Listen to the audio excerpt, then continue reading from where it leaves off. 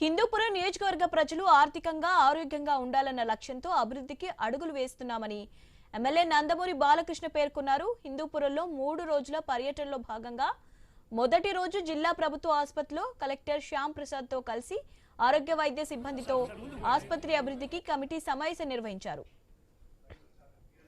హిందూపురం ప్రభుత్వ ఆసుపత్రికి పూర్వ వైభవం తీసుకువస్తామని, ఆసుపత్రిలో ఉన్న సమస్యలకు పరిష్కారానికి మార్గం చూపుతామన్నారు బాలకృష్ణ. ఆసుపత్రిలో డాక్టర్లు, నర్సులు, సిబ్బంది కొరత కాస్త ఉందని, వాటిని వెంటనే భర్తీ చేస్తామన్నారు బాలకృష్ణ. అనంతరం R&B గెస్ట్ హౌస్ లో పరిశ్రమల ఏర్పాటుపై భూసేకరణపై రివ్యూ చేశారు. మలుగురు, రాచుపల్లి, చలివెందుల తదితర గ్రామాల్లో భూములు సేకరించి పరిశ్రమలు ఏర్పాటు చేయడానికి అధికారులు ప్రణాళికలు సిద్ధం చేశామన్నారు బాలకృష్ణ.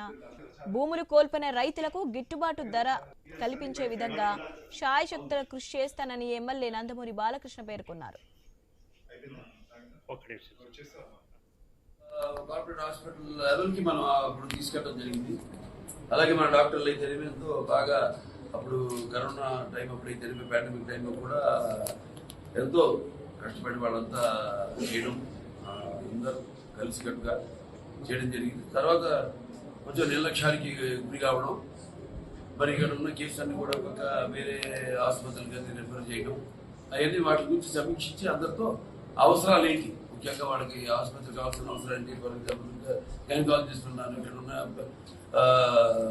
సిబ్బంది కొరత వల్ల కొంత ఇక్కడి నుంచి అనంతపురం రెఫరల్ చేయడము, ఇట్లాంటి కొన్ని, అలాగే నర్సింగ్ స్టాఫ్ అయితే ఏమి వాడట్లేదు.